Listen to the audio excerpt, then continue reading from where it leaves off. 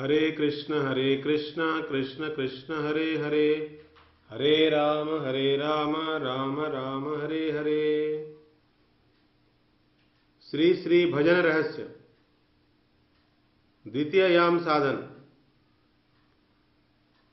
साधु संग में अनर्थ निवृत्ति। हे भगवान, आपके नाम ही जीवों के लिए सर्व मंगलप्रद हैं, अतः जीवों के कल्याण हेतु आप अपने राम, नारायण, कृष्ण, मुकुंद, माधव, गोविंद, दामोदर आदि अनेक नामों के रूप में नित्य प्रकाशित हैं। आपने उन नामों में उन स्वरूपों की सर्व शक्तियों को स्थापित किया है। अहेतु की कृपा हेतु आपने नामों के स्मरण में संध्या वंदनादि की भांति किसी निर्दिष्ट काल आदि का विचार भी नहीं रखा है, अर्थात दिन रात किसी भी समय भगवान नाम का स्मरण कीर्तन किया जा सकता है, ऐसा विधान भी बना दिया है। हे प्रभो, आपकी तो जीवों पर ऐसी अहेतु की कृपा है, तथापि मेरा तो नामापराध रूप ऐसा दुर्दैव है कि आपके ऐसे सर्व फलप्रद सुलभ नाम में भी अनुराग उत्पन्न नहीं हुआ। हरिनाम दो प्रकार के हैं, गौण नाम और मुख्य नाम। जगत संबंधी ब्रह्म, परमात्मा, जगदीश आदि गौण नाम हैं। मुख्य नाम भी दो प्रकार के हैं, हरि, नारायण, वासुदेव आदि ऐश्वर्यपर नाम तथा कृष्ण, मदन मोहन, गोविंद, गोपीनाथ, राधा रमण आदि माधुर्यपर नाम। जगत संबंधी भगवान नामों से भोग या मोक्ष, ऐश्वर्यपर नामों से वैकुंठगत ऐश्वर्य प्रेम तथा माधुर्यपर नामों से व्रज प्रेम की प्राप्ति होती है। हरिनाम का साधक अपने अपने भावों के अनुसार उन नामों में से किसी एक नाम का आश्रय ग्रहण करता है, इसी से उसकी मनोकामना सिद्ध होती है। हे भगवान, पूर्वोक्त रूप से अतर्क के महिमा वाले आप में मेरी प्रीति दिन दूनी रात चौगनी बढ़ती रहे। हे अगदमन, हे यशोदानंदन, हे नंद सुनो, हे कमल नयन, हे गोपीचंद्र, हे वृंदावनेन्द्र, हे प्रणत करुण, हे कृष्ण इत्यादि आपके अनेक स्वरूप हैं। इन स्वरूपों में मेरी प्रीति निरंतर बढ़ती रहे।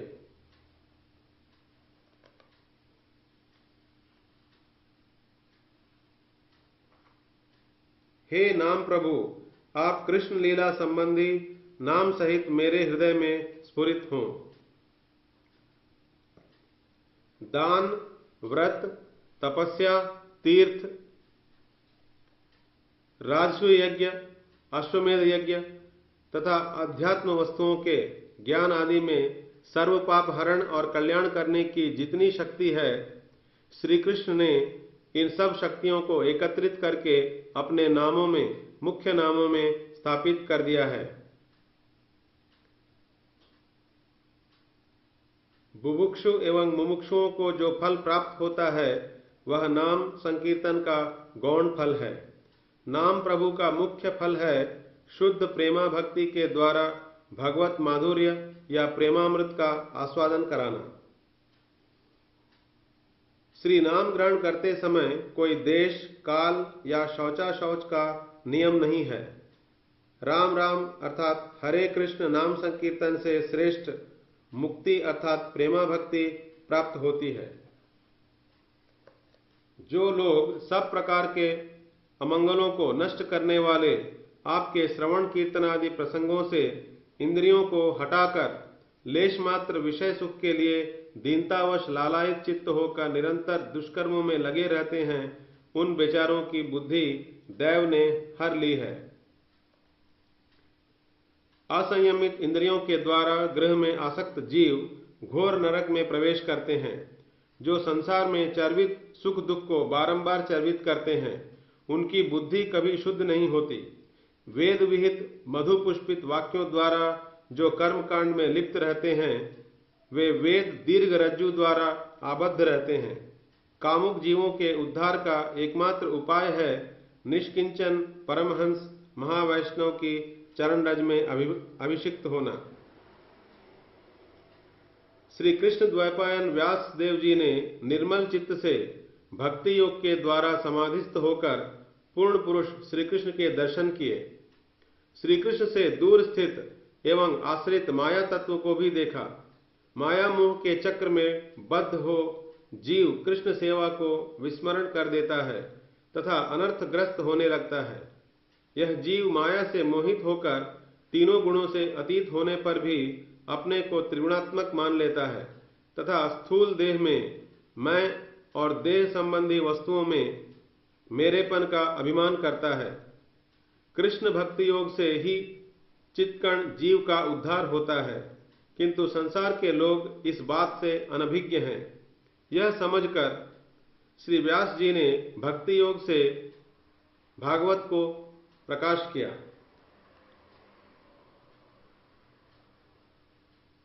भक्ति के द्वारा जीव की मति निर्मल होने पर संवित और ह्लादिनी शक्ति की कृपा से कृष्ण, कृष्ण माया तथा अपने स्वरूप का अनुभव होता है।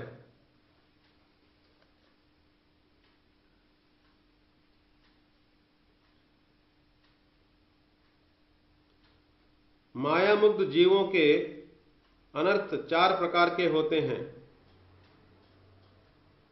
असत तृष्णा, हृदय दौर्बल्य, स्वरूप विभ्रम और अपराध। इससे जीव संसार के बंधन एवं विपत्तियों में फंस जाता है।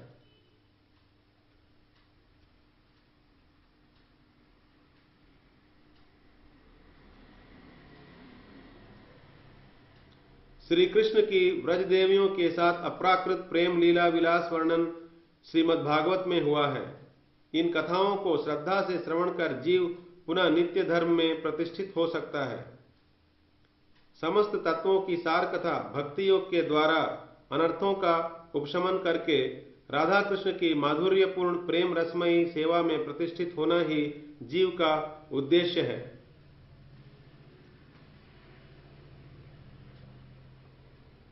प्रयोजनहीन वस्तु का संग्रह ही अनर्थ है। जीव का प्रयोजन तो एकमात्र कृष्ण सेवा है, किंतु वह संसार में माया की सेवा में व्यस्त रहता है, यही अनर्थ है। स्वरूप भ्रम। शुद्ध जीव चिद अणु और स्वरूपता कृष्ण का नित्य दास है। जिस प्रकार प्राकृत इंद्रियों के द्वारा रूप रस गंध स्पर्शादि को ग्रहण करते हैं, उसी प्रकार शुद्ध जीव चिन्मय इंद्रियों के द्वारा अप्राकृत रसादि को ग्रहण करते हैं। मैं शुद्ध चित्कण कृष्णदास हूं, यह भूलकर बद्ध स्वरूप से जीव संसार में भ्रमण करता है। स्वस्वरूप की अप्राप्ति ही जीव का प्रथम अनर्थ है। असत तृष्णा। स्थूल देह और देह संबंधी नश्वर वस्तुओं में अहम ममता बुद्धि रखकर असत विषयों के सुख की वासना को असत तृष्णा कहते हैं। अपराध। अपगत राध यस्मात् इति अपराध। राध अर्थात प्रीति। जिस कार्य के करने से प्रीति दूर होती है वही अपराध है। भगवत चरणों में तथा भगवत भक्त चरणों में अपराध होने से प्रीति कम हो जाती है। 10 नामापराध, 32 सेवापराध और बहुत से धामापराध हैं, इनसे बचना चाहिए। हृदय दौर्बल्य। अनित्य वस्तु की प्राप्ति या अप्राप्ति में शोक मोह होता है। इसी चित्त विकार का नाम हृदय दौर्बल्य है। इस अनर्थ का उदय जीव में अविद्या के कारण नैसर्गिक रूप से होता है तथा शुद्ध साधु संग में कृष्णानुशीलन से तिरोहित हो जाता है। बद्ध जीव को 4 प्रकार के भ्रम होते हैं: स्वरूप भ्रम, परतत्व भ्रम, साध्य साधन तत्व भ्रम और भजन विरोधी विषय में भ्रम। परतत्व भ्रम। परतत्व कौन है, इस विषय का ज्ञान न होने से जीव भ्रमित हो जाता है। कभी वह शिव को, कभी ब्रह्मा को और कभी नाना देवी देवताओं की आराधना करता है। अतः वास्तविक परतत्व का निर्णय न कर पाना ही परतत्व भ्रम है। स्वरूप भ्रम, अपने चित स्वरूप के अज्ञान के कारण जीव को अपने स्वरूप का अनुभव नहीं होता। अपने भोक्ताभिमान वशतः वह भूल जाता है कि वह कृष्णदास है और यही उसका वास्तविक स्वरूप है। साध्य साधन भ्रम, शास्त्रों के अनुसार कृष्ण प्रेम ही साध्य और भक्ति ही एकमात्र साधन है, किंतु बद्ध जीव भोग मोक्ष और कृष्ण प्रेम में से हमारा क्या साध्य है तथा कर्म ज्ञान और भक्ति में क्या साधन है, इसका निर्णय नहीं कर पाता। यही साध्य साधन का भ्रम है। साध्य निर्णय नहीं होने से साधन का भी निर्णय संभव नहीं तथा साधन बिना साध्य की प्राप्ति भी नहीं होती। वैष्णव कृपा से ही भक्ति को श्रेय के रूप में जानने का सौभाग्य प्राप्त होता है। प्रेम भी दो प्रकार का होता है, ऐश्वर्य पर तथा माधुर्य पर। ब्रज देवियों के अनुगत्य में राधा कृष्ण की प्रेममयी मधुर सेवा ही सर्वोत्तम साध्य वस्तु है, ऐसा आचार्यगण निर्णय करते हैं। भजन विरोधी विषय में भ्रम, कृष्ण भजन के अतिरिक्त अन्य मतवाद विरोधी भ्रम है। विशेषतः मायावाद के द्वारा चित्त मलिन होने से जीव विवेक शून्य हो जाता है। असत तृष्णा चार प्रकार की होती है, भौतिक जगत की वस्तुओं की वांछा, स्वर्गादिक भूख सुखों की वासना, योग विभूति तथा मोक्ष की कामना। कृष्णेतर वस्तुओं की प्राप्ति की वासना ही असत तृष्णा है। अपराध चार प्रकार के होते हैं, कृष्ण नाम में अपराध अर्थात नामापराध, कृष्ण स्वरूप में अपराध अर्थात सेवापराध, तदीय अर्थात भक्तों के चरणों में गंगा यमुना गिरिराज आदि धाम के प्रति अपराध, चित्कण जीव के प्रति अपराध।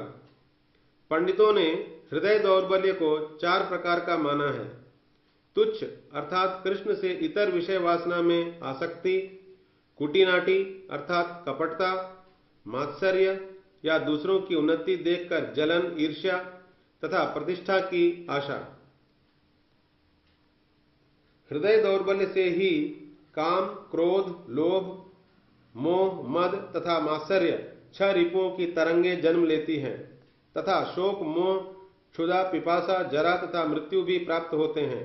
जब तक ये अनर्थ हम नहीं छोड़ेंगे तब तक भक्ति लता की वृद्धि नहीं होती। यदि संसार चक्र में पड़ा जीव मंगलमय कृष्ण नाम को एक बार भी ग्रहण करे तो तत्क्षणात् उसका संसार से उद्धार हो जाता है। भगवत विमुख जीव को उनकी मायावशतः अपने स्वरूप की विस्मृति हो जाती है और इस विस्मृति से ही देहाभिमान होता है, अर्थात मैं देवता हूं, मैं मनुष्य हूं, इस प्रकार का भ्रम विपर्यय हो जाता है। इस देह आदि अन्य वस्तुओं में अभिनिवेश तन्मयता होने के कारण ही बुढ़ापा रोग आदि उनके भय होते हैं। इसलिए तत्वज्ञ व्यक्ति अपने गुरु को ही ईश्वर अर्थात भगवान से अभिन्न प्रभु एवं परमश्रेष्ठ मानकर अनन्य भक्ति के द्वारा उस ईश्वर का गुरु का एकांतिक भजन करें।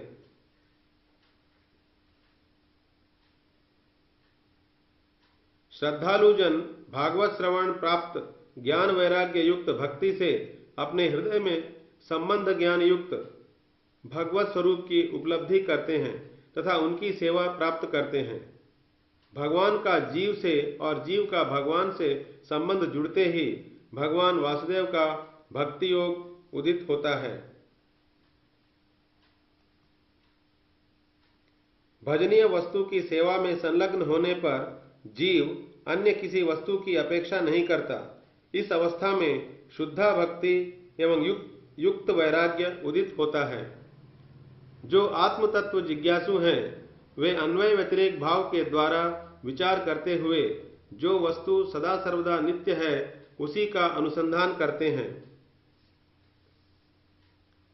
सभी स्थानों पर सभी काल में तथा सभी अवस्थाओं में साधन भक्ति करना जीव मात्र का कर्तव्य है।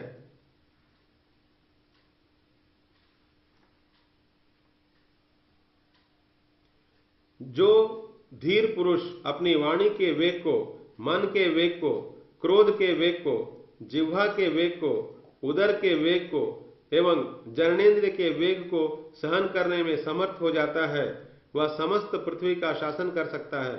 अर्थात ऐसे जितेंद्रिय व्यक्ति के सभी जन शिष्य हो जाते हैं। वाणी का वेग, मन का वेग, क्रोध का वेग, जिह्वा का वेग, उदर का वेग और उपस्थ का वेग, इन 6 वेगों को जो व्यक्ति सहने में समर्थ होता है वह समस्त पृथ्वी का शासन कर सकता है। कृष्ण की लीलाओं का चिंतन करने से तीनों प्रकार के मानस वेग शांत हो जाते हैं। शरीर के वेग भी 3 प्रकार के होते हैं, जिह्वा वेग, उदर वेग और उपस्थ वेग। यथोचित रूप में भगवत प्रसाद सेवन करने से, नियमानुसार एकादशी पालन करने से तथा कृष्ण सेवा से उदर वेग भी शांत हो जाता है। जिह्वा लालसा की तृप्ति के लिए नाना प्रकार के बुरे आचरणों और कुसंग में फंसने की संभावना रहती है। श्री चैतन्य चरितामृत में कहा गया है, जिह्वार लालसे जय इति उतिधाय शिष्णोदर परायण कृष्ण नहीं पाए, भालो ना परिवे और भालो ना खाइबे। अधिक आहार या संचय, भक्ति प्रतिकूल चेष्टा, व्यर्थ आलाप, नियमाग्रह, असत्संग एवं लौल्य अर्थात बुरे मतों को ग्रहण करने की चित्त की चंचलता, इन 6 प्रकार के दोषों से भक्ति विनष्ट हो जाती है।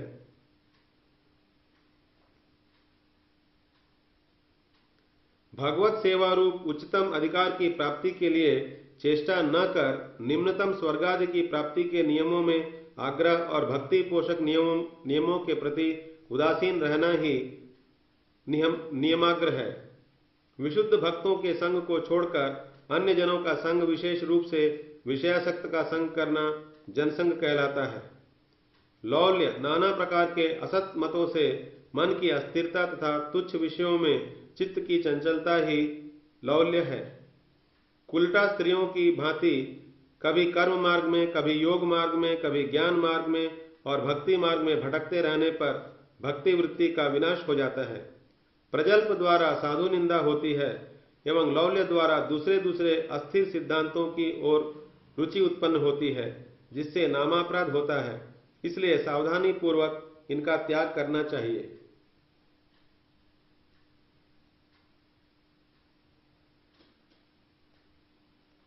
विशुद्ध भक्तों को उनकी आवश्यकता अनुसार वस्तु देना, विशुद्ध भक्तों के द्वारा दी हुई प्रसाद स्वरूप वस्तु को लेना, भजन संबंधी अपनी गुप्त बातें भक्तों के निकट कहना, वैसी ही रहस्यमय गुप्त बातों को उनसे पूछना, भक्तों के द्वारा दिए गए प्रसाद को प्रीतिपूर्वक भोजन करना और उन्हें प्रीतिपूर्वक भोजन कराना, ये 6 प्रकार के सत्संग प्रीति के लक्षण हैं।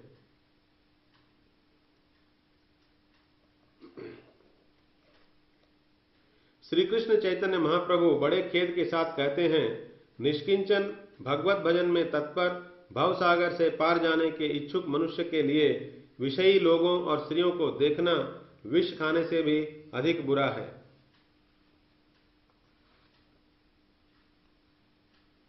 इस जगत में अवस्थित भक्त जनों में नीच वर्ण, कठोरता और आलस्य आदि दिखाई पड़ने वाले स्वाभाविक दोषों के द्वारा अथवा कुरूपता और ज्वर आदि पीड़ाओं से विकृत दिखाई पड़ने वाले शारीरिक दोषों के द्वारा भक्त जनों का प्राकृतपन नहीं देखना चाहिए, अर्थात उन्हें प्राकृत जीव नहीं समझना चाहिए। जैसे बुदबुद, फेन और कीचड़ आदि के संबंध से गंगाजल जल धर्म को अंगीकार करके भी अपना द्रवीभूत ब्रह्म होने का धर्म त्याग नहीं करता, अर्थात अप्राकृत धर्म नहीं छोड़ता, वैसे ही आत्मस्वरूप प्राप्त वैष्णवों में प्राकृत दोषों का आरोप नहीं करना चाहिए। सभी विषयों का परित्याग करने पर भी कपटता क्यों नहीं दूर होती, इस संशय का निवारण करते हुए कहते हैं, हे मन, जब तक मेरे हृदय में प्रतिष्ठा रूपिणी निर्लज चांडालिनी उद्दंड होकर नृत्य कर रही है, तो तुम ही कहो वहां निर्मल साधु प्रेम कैसे उदित हो सकता है। अतः तुम अधिक विलंब न कर भगवान के अतिशय प्रियपात्र भक्त रूप अमित बलशाली सेनापतियों का स्मरण और सेवन करो। वे शीघ्र ही इस चांडालिनी को दूर भगाकर निर्मल व्रज प्रेम का तुम्हारे हृदय में प्रवेश करा देंगे। अपनी प्रतिष्ठा की आशा को प्रतिष्ठाशा कहते हैं। अन्यान्य सभी अनर्थों के दूर होने पर भी प्रतिष्ठा की आशा सहज ही दूर नहीं होती। उसी से सब प्रकार की कपटता और कुटिलता उत्पन्न होती है और क्रमशः पुष्ट होती है। यह प्रतिष्ठाशा सभी अनर्थों की जड़ है। स्वनिष्ठ साधक, धार्मिक, दाता, निष्पापी, निर्लिप्त, भगवत भक्त, पंडित, विद्वान आदि परिचयों से अपनी मान प्रतिष्ठा चाहते हैं। अतः जब तक प्रतिष्ठा की आशा दूर नहीं होती तब तक कपटता भी दूर नहीं हो सकती। निष्कपट हुए बिना निर्मल साधु प्रेम अर्थात श्री कृष्ण विषय में अतिशय ममता युक्त सम्यक रूप में द्रवीभूत हृदय का प्रेम प्राप्त नहीं होता। काम क्रोधादि रिपुओं का दमन होने पर भी कपटता रूप महाशत्रु को जय करने के लिए उपदेश दे रहे हैं। अरे दुष्ट मन, तुम साधन पथ का अवलंबन करके भी स्पष्ट रूप से प्रतीत होने वाली प्रचुर कपटता एवं कुटिलता रूप गधे के बहते हुए मूत्र में स्नान करने के अपने को अपवित्र मान रहे हो, किंतु उसके द्वारा स्वयं तो जल ही रहे हो, साथ ही मुझ क्षुद्र जीव को भी जला रहे हो। देख, ऐसा न कर। अब तो केवल श्री राधा कृष्ण युगल के श्री चरण कमल विषयक प्रेम रूप सुधा समुद्र में अवगाहन स्नान कर अपने को और साथ ही मुझे भी निरंतर सुखी करो।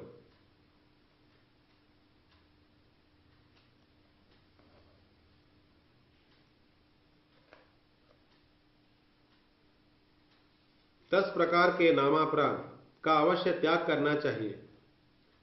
संतों की निंदा श्री नाम के निकट भीषण अपराध का विस्तार करती है। जिन नाम परायण संत महात्माओं के द्वारा श्री कृष्ण नाम की महिमा का संसार में प्रचार होता है, उनकी निंदा को श्री नाम प्रभु कैसे सह सकते हैं। अतः साधु संतों की निंदा करना पहला अपराध है। इस संसार में जो मनुष्य बुद्धि द्वारा परम मंगलमय श्री विष्णु के नाम, रूप, गुण और लीला आदि में भेद दर्शन करते हैं, अर्थात भौतिक पदार्थों की तरह श्री विष्णु के नाम, रूप, गुण और लीला को नामी विष्णु से स्वतंत्र अथवा विष्णु से पृथक मानते हैं, अथवा शिव आदि देवताओं को विष्णु से स्वतंत्र अथवा विष्णु के समान मानते हैं, उनका वह हरिनाम नामापराध निश्चय ही अहितकर है। नाम तत्वविद गुरु को मरणशील और पंचभौतिक शरीर युक्त साधारण मनुष्य मानकर उनकी अवज्ञा करना अपराध है। वेद और सात्वत पुराण आदि शास्त्रों की निंदा करना अपराध है। सभी वेदों और उपनिषदों में नाम की महिमा पाई जाती है। जिन मंत्रों में नाम की महिमा प्रकाशित है, उनकी निंदा करने से नामापराध होता है। कुछ लोग दुर्भाग्यवश श्रुति के दूसरे उपदेशों का सम्मान अधिक करते हैं तथा नाम महिमा सूचक श्रुति मंत्रों की उपेक्षा करते हैं। ऐसा करना भी नामापराध है।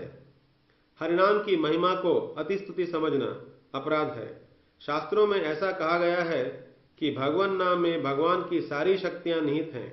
नाम पूर्ण चिन्मय है, अतएव वे मायिक जगत के बंधन को ध्वंस करने में समर्थ हैं। ये सब नाम महात्म्य परम सत्य हैं, किंतु जो इन पर विश्वास नहीं करते और कहते हैं शास्त्र में नाम की महिमा बढ़ा चढ़ाकर कही गई है, उन व्यक्तियों का कभी भी संग नहीं करना चाहिए। यदि वे कभी आंखों के सामने पड़ जाएं, तो समस्त कपड़ों के साथ स्नान कर लेना, यही श्री चैतन्य महाप्रभु की शिक्षा है। भगवान नाम को काल्पनिक समझना अपराध है। मायावादी और भौतिक कर्मवादी निर्विकार और नाम रूप रहित ब्रह्म को परम तत्व मानते हैं। जो ऐसा मानते हैं कि ऋषियों ने अपने कार्यों की सिद्धि के लिए राम, कृष्ण आदि नामों की कल्पना की है, वे नामापराधी हैं। हरिनाम काल्पनिक नहीं वरन नित्य और चिन्मय वस्तु है। भक्ति के द्वारा चित्त इंद्रियों पर आविर्भूत मात्र होते हैं। सद्गुरु और शास्त्र यही शिक्षा देते हैं। अतः हरिनाम को परम सत्य मानना चाहिए। उन्हें कल्पित समझने से कभी भी नाम की कृपा नहीं पाई जा सकती। जिनकी श्री नाम के बल पर पाप कर्मों में प्रवृत्ति होती है, उनकी अनेक यम नियम ध्यान धारणा आदि कृत्रिम योग प्रक्रियाओं के द्वारा भी शुद्धि नहीं होती, यह निश्चित है। धर्म, व्रत, त्याग, होम आदि प्राकृत शुद्ध कर्मों को अप्राकृत भगवान नाम के समान या तुल्य समझना भी प्रमाद या असावधानी है। श्रद्धाहीन और नाम श्रवण करने से विमुख मनुष्य को नाम का उपदेश देना भी नामापराध है। नाम की अद्भुत महिमा को सुनकर भी जो शरीर में मैं और सांसारिक भोग्य पदार्थों में मेरा की बुद्धि रखते हैं तथा श्री नामोच्चारण में प्रीति या आग्रह नहीं दिखलाते, वे भी नामापराधी हैं। मुक्ति के इच्छुक साधक शास्त्र, श्रीमूर्ति, भगवान नाम, महाप्रसाद और गुरु वैष्णव इत्यादि हरि संबंधी वस्तुओं को प्राकृत वस्तु समझकर परित्याग कर देते हैं। ऐसे त्याग या वैराग्य को फल्गु वैराग्य कहते हैं। जो सब प्रकार से शरणागत वत्सल भगवान मुकुंद की शरण में आ गया है, वह देवताओं, पितरों, प्राणियों, कुटुंबियों और अतिथियों के ऋण से पूर्ण हो जाता है। वह किसी के अधीन या किसी अन्य का सेवक नहीं रहता। विष्णु को सर्वदा स्मरण रखो, उन्हें कभी मत भूलो। दूसरे समस्त विधि निषेध इन दोनों के ही अनुगत हैं। भगवान को भूलना यही मूल निषेध है।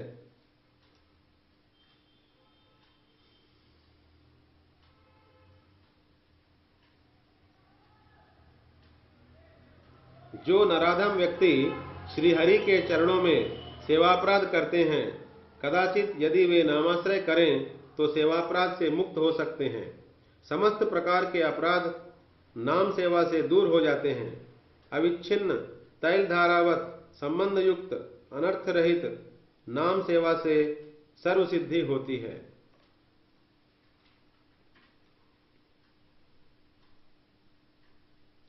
भगवान ब्रह्मा जी से कहते हैं, इस जगत की सृष्टि के पूर्व एकमात्र मैं ही था। स्थूल सूक्ष्म अर्थात सत असत एवं अनिर्वचनीय ब्रह्म पर्यंत मेरे अतिरिक्त और कुछ भी नहीं था। सृष्टि के रूप में जो परिदृश्यमान है वह भी मैं ही हूँ। सृष्टि के पश्चात भी मैं ही रहता हूँ एवं प्रलय में भी एकमात्र मैं ही रहूंगा। महाप्रलय में प्राकृत ब्रह्मांडों का ही नाश होता है, किंतु भगवान की चित शक्ति का विलास, विभिन्न भगवत स्वरूप, विभिन्न धाम एवं परिकर नित्य ही अवस्थान करते हैं। भगवान सृष्टि के पहले तथा बाद में दोनों ही कालों में विराजमान रहते हैं। समस्त जड़ जगत भगवान की बहिरंगा शक्ति का रूप है तथा जीव उनकी तटस्था शक्ति है।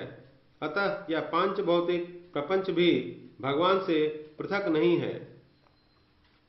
अपने षडैश्वर्यशाली रूप में भगवान अनंत वैकुंठों में, प्रपंच में अंतर्यामी रूप में तथा अवतरण प्रयोजन काल में मत्स्यादि अवतारों के रूप में अवस्थान करते हैं।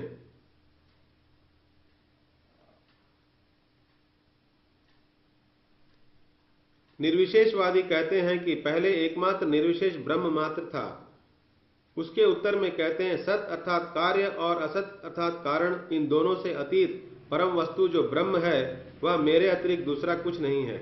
कोई मेरे भगवत स्वरूप भूत चिद्विलास स्वरूप का अनुभव न कर पाने से केवल निर्विशेष स्वरूप की उपलब्धि करते हैं, किंतु तुम मेरे आशीर्वाद और अनुग्रह से अप्राकृत रूप गुण विशिष्ट मेरे स्वरूप का अनुभव करो। स्वरूप तत्व ही यथार्थ तत्व है। उस तत्व के बाहर में जो कुछ दिखाई देता है और उस स्वरूप तत्व में जिसकी प्रतीति नहीं है, उसी को आत्म तत्व का माया वैभव समझना चाहिए। इसका दृष्टांत है, स्वरूप तत्व सूर्य की भांति ज्योतिर्मय वस्तु है। सूर्य की प्रतीति दो अन्य रूपों में भी होती है, आभास और तम। आभास जीव माया स्थानीय है तथा तम गुण माया स्थानीय है। आभास जीव माया स्थानीय है तथा तम गुण माया स्थानीय है। स्वरूप तत्व ही यथार्थ तत्व है तथा इसके बाहर प्रतीत होने वाला जिसकी स्वरूप तत्व में प्रतीति नहीं होती, उसी को आत्म तत्व का वैभव कहा जाता है। उदाहरण के लिए सूर्य, उसकी प्रतिच्छवि, तथा तम, जहां सूर्य का प्रकाश न हो। सूर्य का आभास, सूर्य का किसी जलाशय आदि में दिखने वाला प्रतिबिंब या आभास सूर्य के उदय काल में ही दिखाई देता है, सूर्य के न होने पर आभास भी नहीं रहता।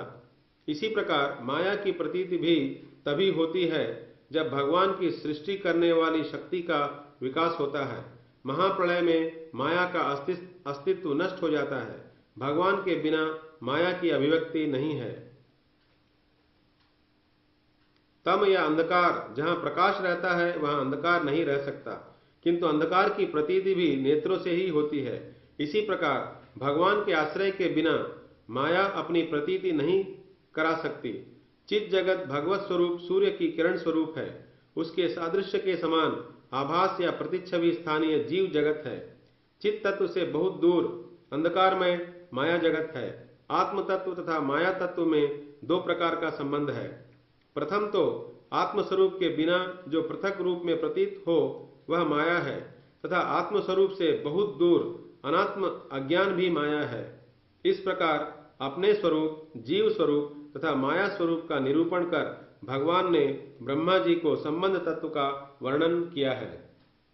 जिस प्रकार पंच महाभूत समूह देव तिर्यक आदि उच्च नीच प्राणी समूह में प्रविष्ट होकर भी अप्रविष्ट रूप में स्वतंत्र वर्तमान है, उसी प्रकार समस्त प्राणियों में परमात्मा रूप से प्रविष्ट रहकर भी मैं स्वतंत्र रूप से अपने स्वरूप में अवस्थित हूं तथा अपने शरणागत भक्तों के अंदर तथा बाहर में स्फुरित होता हूं।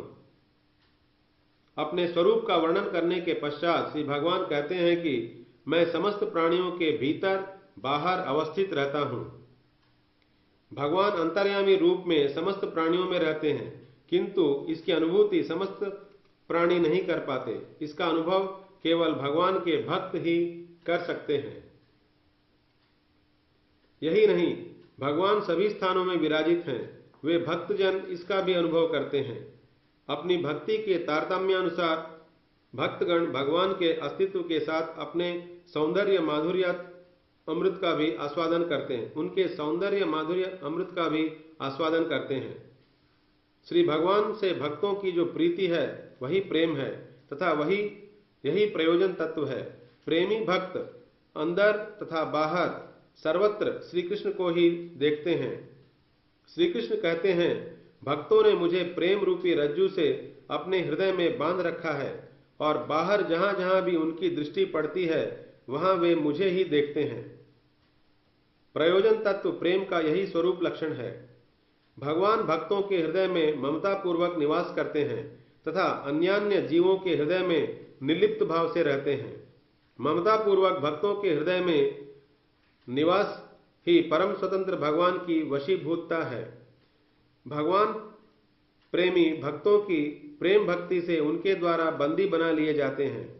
तत्वज्ञान का सार है प्रेम भक्ति तथा प्रेम भक्ति का अपूर्व रहस्य है अपने प्रेमी भक्तों के वशीभूत रहना। नाम और नामी में कोई भेद न होने के कारण नाम चिंतामणि स्वरूप है, अर्थात परम पुरुषार्थ को देने वाले हैं। ये नाम कृष्ण चैतन्य रस स्वरूप पूर्ण शुद्ध अर्थात अपरिच्छिन्न एवं माया संबंध से रहित नित्य मुक्त है। नाम स्वयं कृष्ण है। एक ही सच्चिदानंद रस परतत्व नाम एवं नामी इन दो रूपों में नित्य अभिव्यक्त हो विराजमान है। श्री कृष्ण नामादि प्राकृत जिह्वादि इंद्रियों से ग्रहणीय नहीं है। वे तो केवल भक्तों की सेवोन्मुख अप्राकृत जिह्वादि इंद्रियों में स्वयं ही स्फुरित होते हैं। अपने अपने अधिकार के अनुसार धर्म में दृढ़ निष्ठा रखना गुण कहा गया है और इसके विपरीत अनधिकार चेष्टा करना ही दोष है। जिस साधक की मेरी कथाओं में श्रद्धा उत्पन्न हो गई है, यदि वह सभी भोग और भोग वासनाओं को दुख रूप जानकर भी उनको परित्याग करने में समर्थ न हो, उसे चाहिए कि उन भोगों को सच्चे हृदय से दुखजनक समझते हुए और मन ही मन उनकी निंदा करते हुए भोगता रहे, किंतु साथ ही साथ श्रद्धा, दृढ़ निश्चय और प्रीतिपूर्वक मेरा भजन भी करता रहे।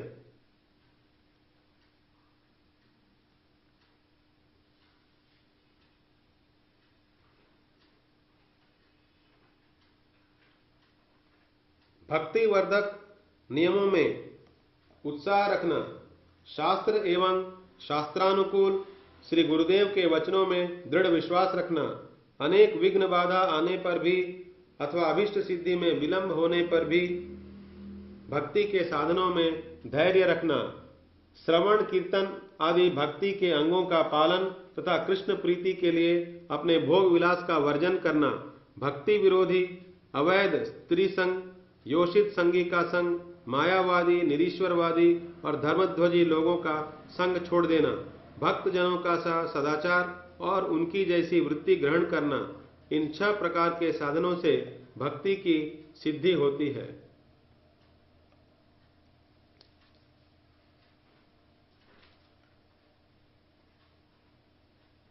सत्पुरुषों के समागम से मेरे पराक्रमों का यथार्थ ज्ञान कराने वाली तथा हृदय और कानों को प्रिय लगने वाली वीर्यवती कथाएं होती हैं। उनका सेवन करने से शीघ्र ही अविद्या निवृत्ति के पथ स्वरूप मुझमें श्रद्धा, रति और प्रेम भक्ति का क्रमशः प्रकाश होता है। जिसकी वाणी पर हे कृष्ण ऐसा एक भी कृष्ण नाम उच्चारित हो, ऐसे कनिष्ठ अधिकारी को अपना मानकर मन ही मन आदर करना चाहिए। जिसने दीक्षा के तत्व को समझकर योग्य गुरुदेव से दीक्षा ग्रहण कर ली है तथा वैष्णव रीति के अनुसार भगवान का भजन भी करता है, ऐसे सत विचार संपन्न मध्यमाधिकारी का प्रणाम आदि के द्वारा आदर करना चाहिए।